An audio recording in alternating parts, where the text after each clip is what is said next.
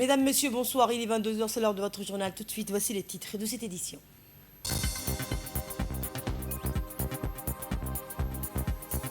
La troisième édition de la chasse au trésor a été organisée avec la participation de jeunes venus de l'ensemble des régions du pays, dans une ambiance sportive et éducative visant à renforcer la cohésion nationale. Et le ministre iranien des Affaires étrangères a rencontré le chef d'état-major de l'armée pakistanaise à Islamabad.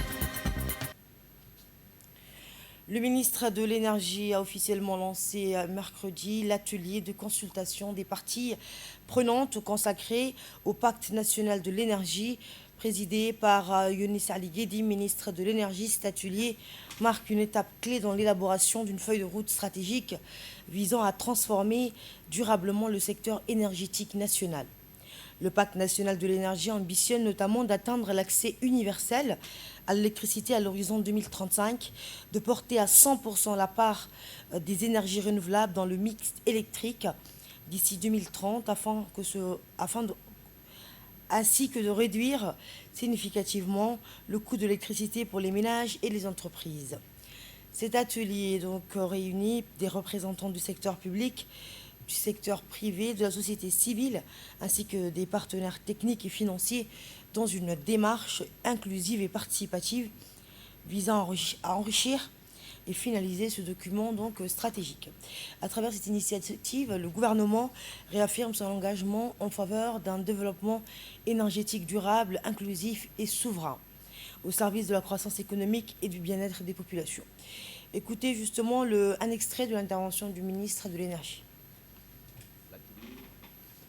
Que nous inaugurons aujourd'hui s'inscrit dans le cadre de la consultation autour du Pacte national de l'énergie en République Djibouti.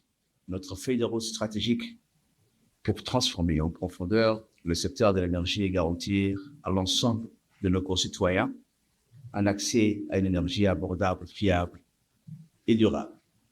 Ce pacte n'est pas seulement un document de planification parmi d'autres. Il représente l'ambition du président de la République, Al-Hadi Ismail Omar Guelleh, et son gouvernement pour faire de l'énergie les piliers centrales de la diversification économique, de l'inclusion sociale et de la souveraineté nationale de Djibouti.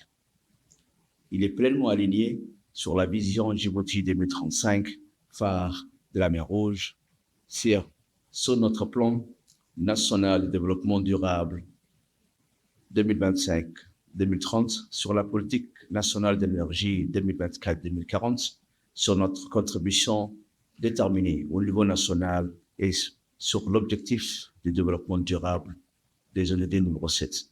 Mesdames et messieurs, permettez-moi d'être direct avec vous. Nous partons d'une situation qui, si elle reste scellée indéniablement avec les atouts, appelle aussi à une mobilisation collective sans précédent.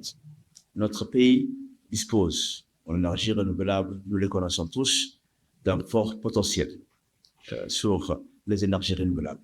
Mais nous complétons notre production et nos approvisionnements avec les importations hydroélectriques de la partie éthiopienne. Mais les défis demeurent considérables. Seulement, le coût de l'électricité qui pèse lourdement sur les pouvoirs d'achat des ménages et compromet la compétitivité de nos entreprises. C'est précisément pour répondre à ces défis, avec courage et avec une vision claire de l'avenir, que nous avons élaboré le Pacte national de l'énergie. Et dans l'actualité également, le secrétariat d'État chargé des sports a organisé ce matin à Lissabillé la troisième édition de la chasse au trésor, une activité sportive et ludique qui ont rassemblé des jeunes venus de l'ensemble des régions du pays ainsi que de la capitale. Les participants en provenance des régions du Nord et de Djibouti-Ville sont arrivés tôt dans la matinée par train, tandis que ceux de la région de Dikil ont effectué le déplacement par voie routière. À leur arrivée à la gare d'Ali Sébié, les équipes ont été immédiatement engagées dans les premières épreuves. Organisées sur le site de la gare, ces premières activités comprenaient des exercices de réflexion et d'orientation. La compétition s'est ensuite poursuivie au stade Aré avec une série d'épreuves mêlant activités physiques, jeux d'adresse et défis de coordination, sollicitant à la fois l'endurance et l'esprit d'équipe. La phase finale s'est déroulée sur les hauteurs de la ville, où les équipes ont été invitées à rechercher une clé dissimulée dans une fortification inspirée de la ligne Maginot, située au sommet d'une colline. Cette ultime étape a permis de départager les équipes finalistes. À l'issue de la compétition, l'équipe représentante de la région d'Arta s'est imposée en retrouvant la clé du trésor, remportant ainsi cette 3e édition. À noter que cette édition a enregistré la participation de jeunes issus des 5 régions du pays ainsi que de la capitale, marquant une progression par rapport aux éditions précédentes. La cérémonie de remise des récompenses est tenue sur l'esplanade de la préfecture d'Ali Sabié en présence du secrétaire d'État.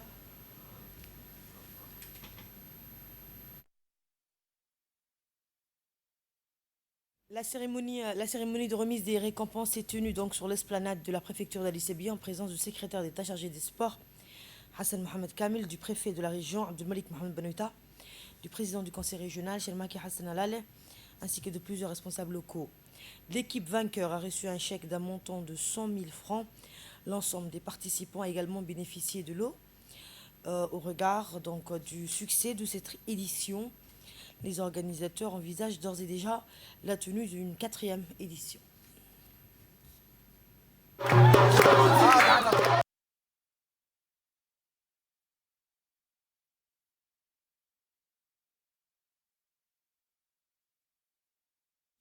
Le secrétaire d'État chargé des sports, Hassan Mohamed Kamil, a salué cette initiative, donc le succès de cette 3e édition, soulignant l'importance de telles initiatives pour promouvoir l'esprit d'équipe. On l'écoute. Donc cette activité aujourd'hui s'inscrit dans le cadre de la fraternité, de la paix et surtout de la rencontre entre les régions. Alors aujourd'hui, cette activité elle a une certaine particularité, c'est que toutes les régions cette année se sont regroupées, ils ont répondu présent. Un grand bravo déjà à ces équipes qui ont répondu présentes. Benjamin aujourd'hui de toutes les régions qui a gagné, c'est Arta qui a gagné, que le meilleur gagne on dit chaque fois. Mais Arta a gagné. Donc bravo à Arta. Donc à travers ces activités, aujourd'hui, Ali Sabié a démontré qu'elle a des potentiels touristiques aujourd'hui. On a démontré tout ça, que ce soit la grotte, que ce soit la gare, parce que Ali Sabié, à l'époque, on la reconnaissait avec la gare. Donc, alhamdoulilah, aujourd'hui, Ali Sabié s'est réveillé avec beaucoup de jeunes qui sont venus de toutes les régions. Ils l'ont accompagné. Donc un grand bravo d'abord à mon ami le préfet de la région, le président des conseils, monsieur le député, parce que sans vous, la logistique n'allait pas avoir lieu. Déjà un grand merci pour ça et surtout pour tous les jeunes qui se sont mobilisés aujourd'hui dans cette activité. Je leur dis bravo et merci bien. Je ne vais sûrement pas oublier parce que les forces de l'ordre, sans eux, cette activité n'aura pas lieu. Je parle de la police, je parle de la gendarmerie et de l'armée aussi parce qu'ils nous ont aidés en termes de logistique. Merci à tout le monde. Et notre équipe a recueilli quelques réactions, voici une. 3e édition de chasse au trésor cette année à Ali Sabié. Les jeunes issus des 5 régions sont là avec nous, ils sont montés dans le train. On se prépare avec nos challengers à se diriger vers Ali Sabié. Cette 3e édition, c'est une édition exceptionnelle. Aujourd'hui, les jeunes et toute la délégation va emprunter le train depuis la gare de Djibouti jusqu'à Ali Sabié. Le secrétariat d'État chargé au sport remercie tous les partenaires qui ont participé à cette chasse au trésor. 3e édition, nous l'avons planifiée à Ali Sabié. Ici, nous sommes avec une délégation de 180 personnes, dont la plupart n'ont jamais pris le train. C'est une découverte pour eux. Et l'objectif même de la chasse au trésor, c'est de découvrir le pays, c'est de découvrir les potentialités de notre pays, à commencer par les trains. Une fois arrivé à la... Nous espérons, Inch'Allah, que cette 3e édition se déroule dans les meilleures conditions et que les meilleurs gagnent. Les jeunes d'Ali Sabié, de Dikil, de Tadjoura, d'Obok et d'Arta, ainsi que des jeunes sélectionnés à partir de la commune de Balbala, Boulaous et Razdika vont prendre part à cette 3e édition. En dehors de l'aspect compétition, les jeunes vont découvrir la spécificité, la nature et le paysage de la région d'Ali Sabié. Beaucoup de jeunes n'ont jamais vu Ali Sabié, pour eux c'est une expérience. Et Inch'Allah, nous comptons chaque année planifier et organiser cette chasse au trésor dans une des régions et nous allons toujours continuer dans ce sens jusqu'à aller les localités les plus éloignées de notre pays. Donc Nous travaillons en étroite collaboration également avec le ministère du Tourisme pour que la promotion et le développement du tourisme à travers les jeunes Djiboutiens puisse être au cœur de notre politique publique. Et je remercie la direction du train, je remercie également la presse audiovisuelle de nous avoir accompagnés ce matin. Et Inch'Allah. Et dans l'actualité également, le secrétaire général du ministère de l'Éducation nationale et de la formation professionnelle, Mohamed Abdallah Mahyoub, a reçu une troupe artistique de l'université normale donc, de Chioun en Afrique, en visite donc, en Afrique pour la première fois. Le haut responsable a souhaité la bienvenue à cette délégation composée d'artistes et de danseurs, tout en les remerciant d'avoir choisi Djibouti comme l'une des premières étapes de leur tournée africaine. Il a également rappelé les relations historiques entre Djibouti et la Chine, ainsi que les liens étroits de coopération entre les deux pays, notamment dans le domaine de l'éducation. De son côté, le chef de la délégation chinoise s'est dit heureux de découvrir Djibouti et de partager la richesse de la culture et des arts chinois. Il a précisé que cette tournée artistique est organisée par le Centre de coopération et d'échange linguistique du ministère chinois de l'Éducation et mise en œuvre par l'Université normale de Sichuan avec le soutien de l'ambassade de Chine à Djibouti. Cette initiative s'inscrit dans le cadre des activités culturelles de la Journée internationale de la langue chinoise 2026 et marque également l'année des échanges culturels et humains Chine-Afrique. À l'issue des échanges de bienvenue, les deux parties ont procédé à un échange de présents avant de prendre une photo de groupe. La délégation a ensuite effectué une visite guidée de l'Institut djiboutien des arts où elle a découvert les différentes disciplines enseignées, notamment la musique, la peinture, les arts plastiques, le chant et la danse. Écoutez le secrétaire général du ministère de l'Éducation nationale.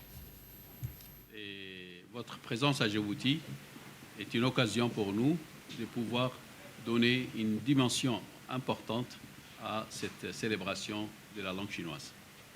Nous sommes toujours impressionnés par les qualités artistiques de la Chine.